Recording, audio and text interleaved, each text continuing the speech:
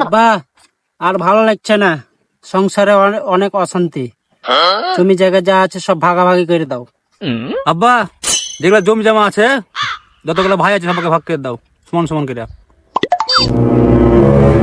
ও তো তোরা বলছিস তো জমি জমা যা আছে সব ভাগ করে দেব, তো আমি ভাগ করে দিব না মানুষ লেজবো? আমারটা কি মানবি তোরা?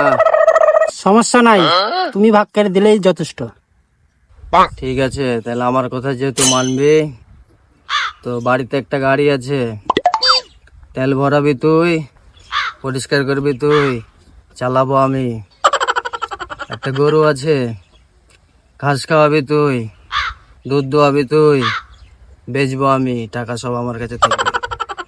আর 2 বিঘা জমি আছে না, ধান লাগাবি তুই, কাটবি তুই, ধানের চাল খাবো আমি। তো সমাধানটা ভালোই লাগলো। তো আমার একটা কথা আছে, টাকা দিব আমি। আর 20 নিয়ে আসবো আমি। আর খাবো আমি। এ না,